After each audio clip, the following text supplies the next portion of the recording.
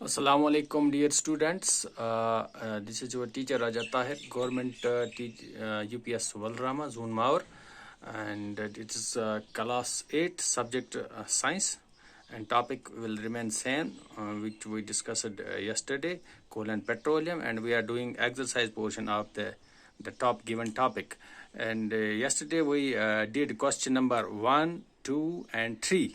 And I have uploaded that screenshot and video in the parent-teacher WhatsApp group, in your WhatsApp groups, and also uploaded the same on the school education's link.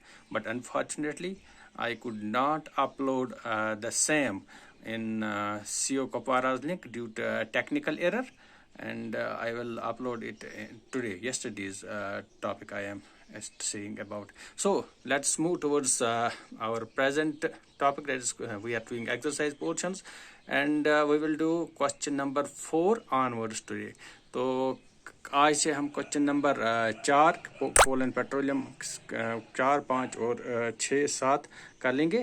तो आप ध्यान से देखिए और ध्यान से सुनिए. तो हम ये एक्सरसाइज पोर्शन करने जा रहे हैं. तो क्वेश्चन नंबर 4 है फॉसिल फ्यूल्स और ये फिल इन द ब्लैंक्स है, तो आपको खाली जगह भरनी है. क्वेश्चन नंबर 4 है फॉसिल फ्यूल्स और dash dash dash dash and dash dash. Fossil fuels कौन कौन है? तो जैसा कि मैंने आपको पढ़ाया है अच्छी तरह से, फॉसिल फ्यूल्स एक तो इसमें आएगा कोल, पेट्रोलियम एंड नेचुरल गैस. तो क्वेश्चन नंबर 4 का बी पार्ट, दूसरी फिल इन द ब्लैंक्स है process of separation of different constituents from petroleum is called. जो कि मैंने आपको बताया, जब इस पेट्रोलियम सीधे इसी प्योर फॉर्म में नहीं निकलता है ज़मीन से, या डीजल इसी प्योर फॉर्म में नहीं निकलता है ज़मीन से, या कैरोसिन इसी प्योर फॉर्म में जिस फॉर्म में आपके सामने ये पहुंच जाता है, ये थोड़ी ऐसी हालत में नहीं निकलता, ये मिक्सचर होता है.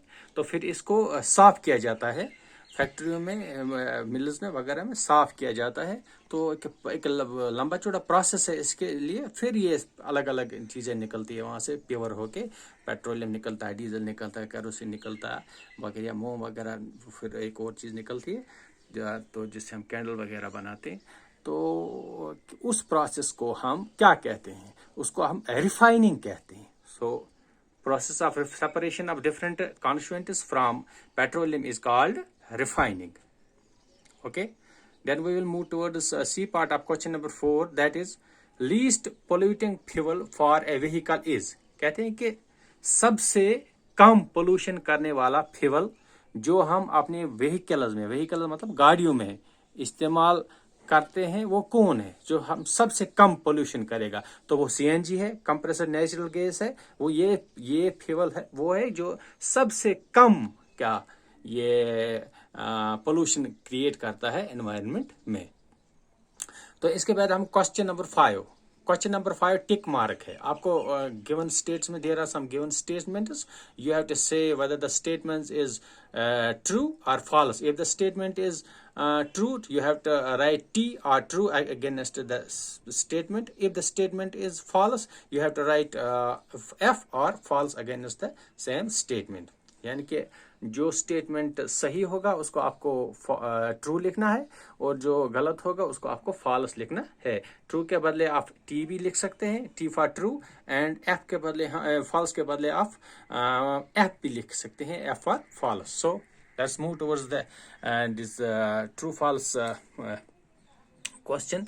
A part है, एक part of question number 5 is fossil fuels can be made in the laboratory.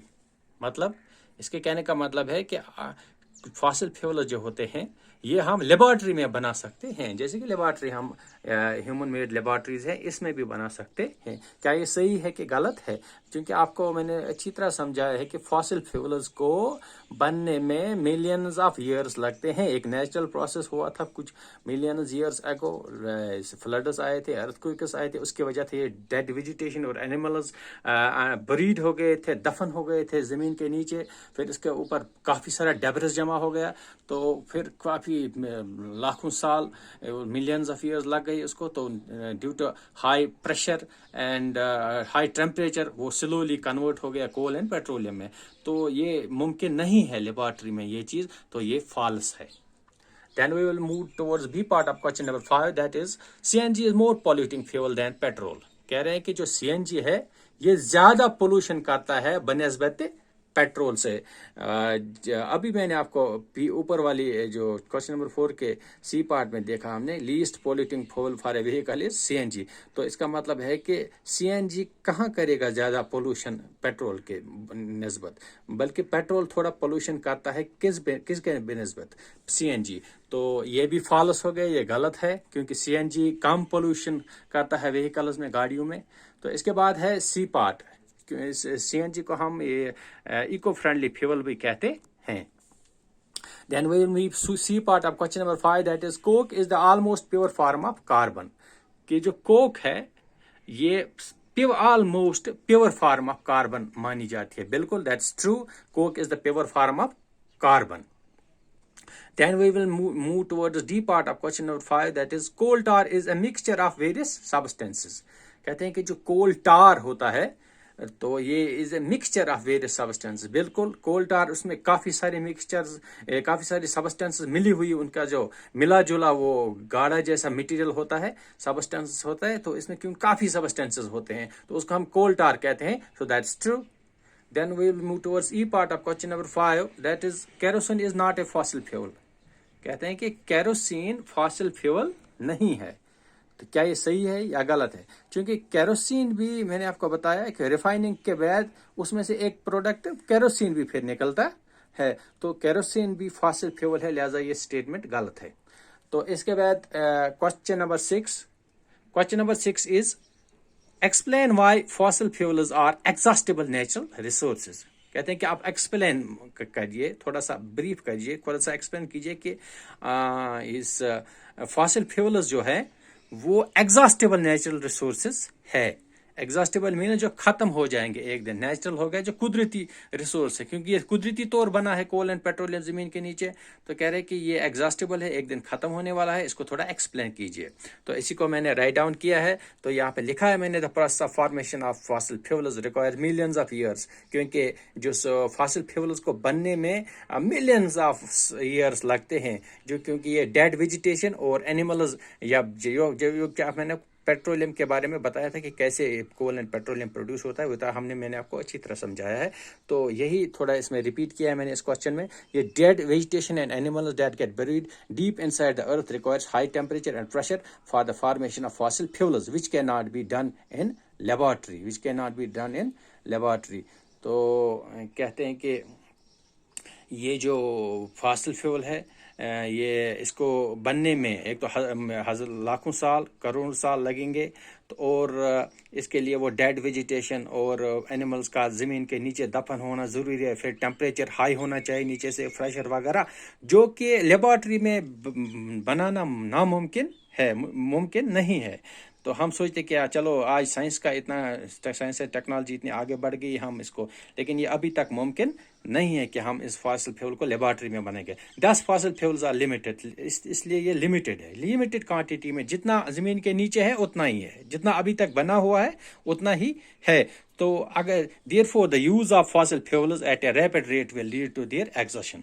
अगर हम इनका इस्तेमाल रैपिड मीन्स तेज इनजस्टिफिकली करेंगे, कोई किसी तरीके से इनका एक्सट्रैक्शन नहीं करेंगे, ज्यादा तेज इसका इस्तेमाल करेंगे, तो एक दिन ऐसा आएगा ये खत्म हो जाएंगे। तो यही इसका आंसर है कि फॉसिल फ्यूल्स क्यों ये एग्जॉस्टेबल है। इसीलिए ये एग्जॉस्टेबल है कि एग्जॉस्टेबल वो चीज़ होती है जो कभी ख़त्म हो जाएगी, क्योंकि अगर इसको भी हम ज़्यादा जस्टिफिकली यूज़ नहीं करेंगे, एक्सट्रैक्ट नहीं करेंगे, एक्सप्लोर नहीं करेंगे, तो ये भी एक दिन ख़त्म हो जाएंगे।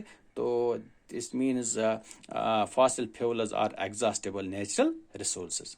Then we will move towards question number 7. Question number 7 is describe the characteristics and use of coke।